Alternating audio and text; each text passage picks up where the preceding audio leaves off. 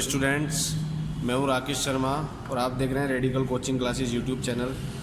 Students, इस video में हम मॉडल पेपर नंबर 6 के क्वेश्चन नंबर 1 से लेकर 10 तक करेंगे।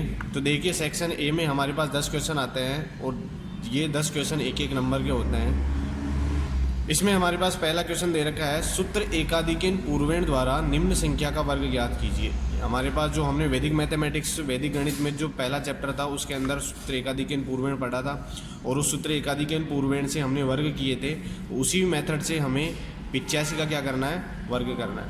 हमें पता है कि जो हमारे पास लास्ट वाला अंक होता है उसको हम एक ऐड करके क्या करते हैं, मल्टीप्लाई करते हैं। तो हमारे पास ये जो अंक है वो 8 है। 8 में हमने एक ऐड किया, क्योंकि एक अधिक का मतलब होता है एक अधिक करना, तो इसलिए हमने क्या कर दिया, इसमें 8 में एक अधिक कर दिया। अधिक करने का मतलब इसमें एक ऐड करना।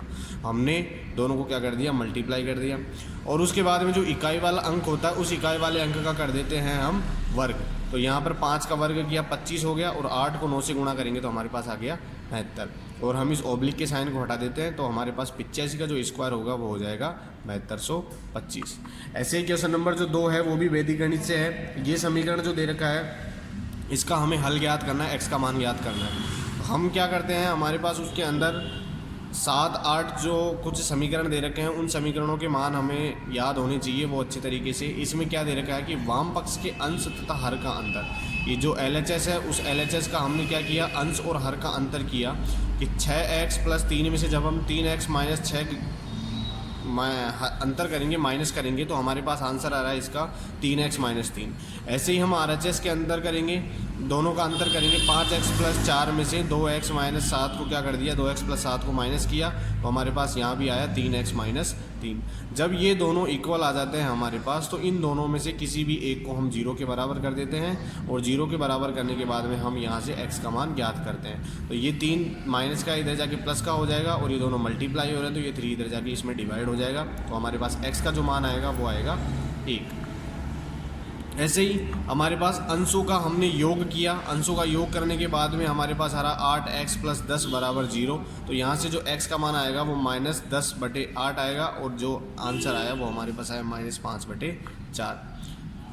हमारे पास क्वेश्चन नंबर 3 है, संख्या 49/500 के दशमलव प्रसार लिखिए। कि हमने ये 2-3 क्वेश्चन पहले भी कर रखे हैं कि दशमलव प्रसार करते हैं। दशमलव प्रसार में हम क्या करते हैं कि जो हमारे पास हर होता है उस हर को 2 10 की घात में लाने की कोशिश करते हैं। तो देखिए 10 की घात में कैसे लाएंगे, हम 500 को लिख सकते हैं 5 × 10 की घात 2। तो हमने क्या किया कि हर 10 की घात बनाने के लिए हमें क्या करना पड़ेगा, 2 से गुणा करना पड़ेगा, क्योंकि हमारे पास 5 तो पहले से है, बचा 2, तो हमने ऊपर नीचे किससे गुणा कर दिया, 2 से गुणा कर दिया। ये हमारे पास नीचे हो गया 5 दूनी 10 और ये 10 की घात 3 हो गया। जब हम 10 की घात 3 को लिखेंगे 1000 के रूप में और ऊपर जब हमने मल्टीप्लाई किया तो ये हमारे पास 98 हो गया, 98 हो गया। जब हम इसमें इसका डिवाइड करेंगे तो हमारे पास आंसर आएगा 0.098 0.098।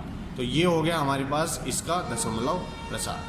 ऐसे क्वेश्चन नंबर 4 में दे रखा है, मान ज्ञात कीजिए। हमें ये मान ज्ञात करने हैं, sin 35 डिग्री बटे cos 55 डिग्री का whole square plus cos 55 degree बटे sin 35 डिग्री का whole square minus 2 cos 60 degree. अब ये हमारे पास 90 - थीटा वाला फॉर्मूला लगेगा इसके अंदर कि sin 35 को हम लिख सकते हैं 90 - 55, क्योंकि 90 में से हम जब 55 को माइनस करेंगे तो हमारे पास 35 आएगा। तो इसलिए हमने sin 35 को क्या लिख दिया, 90 - 55। तो हमारे पास sin 90 - थीटा जो होता है वो cos थीटा होता है, इसलिए ये हो जाएगा cos 55 और cos 55 से cos 55 कैंसिल हो जाएगा, तो ये हो जाएगा 1 का स्क्वायर। ऐसे ही हमारे पास सेकंड वाला है, सेकंड वाले में cos 55 को चेंज कर दिया cos 90 - थीटा में और यहाँ से cos 90 - थीटा चेंज हो जाएगा sin थीटा में। sin से sin कैंसिल हो जाएगा और यहाँ आ जाएगा हमारे पास 1 का स्क्वायर। तीसरी जो टर्म है, तीसरी टर्म में दे रखा है -2 cos 60 डिग्री। cos 60 का जो मान होता है वो होता है 1/2, 2 से 2 कट गया हमारे पास, यहाँ आ जाएगा 1। तो ये जब हम 1 का स्क्वायर करेंगे 1 आएगा, इधर भी 1 का स्क्वायर करेंगे तो 1 आएगा और ये पहले से हमारे पास 1 था, 1 में से 1 गया, 0 बचा और यहाँ पर हमारे पास इसका जो मान आ गया वो आ गया 1। ऐसे क्वेश्चन नंबर 5 में दे रखा है, चित्र अनुसार x का मान ज्ञात कीजिए। कि ये एक चित्र दे रखा है, इसमें x का मान ज्ञात करना है। x का मान ज्ञात करने के लिए हमें ये जो त्रिभुज ABC दे रखा है ये एक समकोण त्रिभुज है और समकोण त्रिभुज के अंदर ये जो कोण C दे रखा है वो 30 डिग्री दे रखा है। अब हमारे पास लंब ज्ञात करना है, आधार दे रखा है, तो हमारे पास लंब और आधार एक में आता है टेन थीटा में। तो हम क्या करेंगे, टेन थीटा बराबर क्या कर देंगे, टेन 30 डिग्री बराबर लंब बटे आधार। लंब है x और आधार है 6√3, और टेन 30 का जो मान होता है वो होता है 1/√3। तो यहाँ से हमारे पास √3 से √3 कैंसिल हो जाएगा और जो आंसर आएगा वो आएगा 6 मीटर। ऐसे क्वेश्चन नंबर 6 में दे रखा है 5 सेंटीमीटर आधार पर रचित समद्विबाहु त्रिभुजों में शीर्ष बिंदुओं का जो बिंदुपथ होगा वो क्या होगा। ये हमारे पास जो उसके शीर्ष बिंदुओं का बिंदुपथ होगा वो क्या होगा, आधार के समांतर होंगे। जो उसका शीर्ष होगा उसका बिंदुपथ क्या होगा, आधार के समांतर होगा। ऐसे क्वेश्चन नंबर 7 में क्या दे रखा है, चित्र में O केंद्र वाले एक वृत्त में चाप BC द्वारा केंद्र O पर कोण BOC तथा शेष परिधि के किसी बिंदु A पर कोण BAC अंतरित होता है। कि हमारे पास एक चाप है BC, इस BC चाप द्वारा एक तो केंद्र O पर जो है एक कोण अंतरित होता है BOC, और ऐसे ही हमारे पास परिधि के ऊपर कोण अंतरित होता है BAC।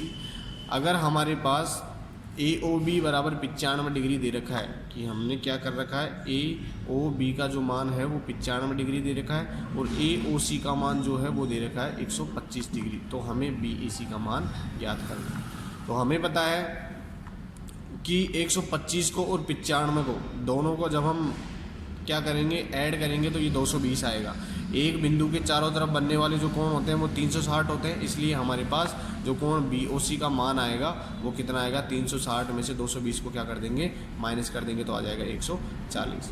और ये जो कोण BAC है वो BOC का आधा होता है, इसलिए हमने 140 का क्या कर दिया, हाफ कर दिया। तो हमारे पास जो BAC आ गया वो आ गया 70 डिग्री। ऐसे क्वेश्चन नंबर 8 में दो पासों को एक साथ फेंका जाता है, इसकी क्या प्रायिकता है कि दोनों पासों पर आने वाली संख्याओं का योग 7 होगा।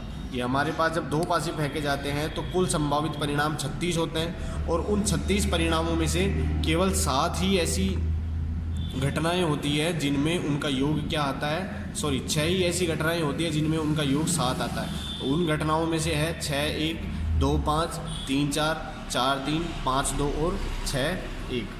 ये जो 6 घटनाएं हैं इनमें हमारे पास इन दोनों संख्याओं का योग 7 आता है, और जो संभावित परिणाम है उनकी संख्या 36 होती है।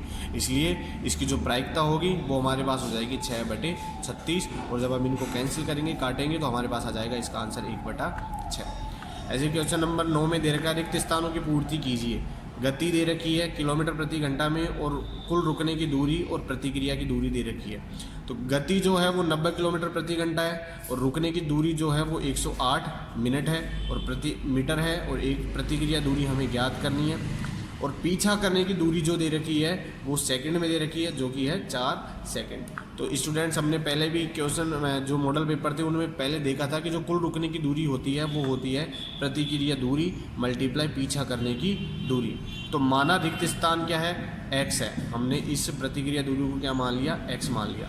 तो कुल रुकने की दूरी हमें दे रखी है 108, इसका मान हमने रख दिया। प्रतिक्रिया दूरी x हमने मान ली, और पीछा करने की जो दूरी है वो x हमने 4 जो हमारे को दे रखी है वो हमने रख दिया। तो यहाँ 4 इससे मल्टीप्लाई हो रहा है, इधर जाके डिवाइड हो जाएगा, तो x का मान कितना आ जाएगा, 27। तो 27 मीटर होगी हमारे पास प्रतिक्रिया दूरी। क्वेश्चन नंबर 10 में दे रखा है वाहनों द्वारा फैले प्रदूषणों को कम करने के लिए पेट्रोल के स्थान पर किसका प्रयोग किया जा सकता है। कि जो हमारे पास गाड़ियाँ होती है, वाहन होते हैं, उनमें पेट्रोल के स्थान पर हम किसका प्रयोग कर सकते हैं जिनसे जो प्रदूषण होता है वो कम हो सके। तो हमारे पास इसमें एक तो ऑप्शन है LPG, कि जो हमारे पास LPG गैस होती है, लिक्विड पेट्रोलियम गैस, अगर हम पेट्रोल की जगह इसको यूज में लें तो इससे भी कम प्रदूषण कम होता है। या फिर हम इसमें CNG का यूज ले सकते हैं, कंप्रेस्ड नेचुरल गैस, इससे भी हमारे पास क्या होता है, प्रदूषण कम होता है। तो स्टूडेंट्स हमने एक मॉडल पेपर नंबर 6 के 10 क्वेश्चन तक डाल दिए। अगले वीडियो में मैं क्वेश्चन नंबर 20 तक डालूंगा। आगे जो वीडियो आएंगे वो हमारे पास मॉडल पेपर नंबर 7 और मॉडल पेपर नंबर 8 के 1 से लेकर 10 क्वेश्चन तक मैं इसके अंदर करूँगा।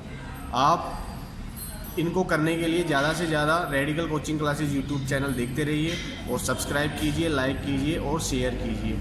थैंक यू, धन्यवाद।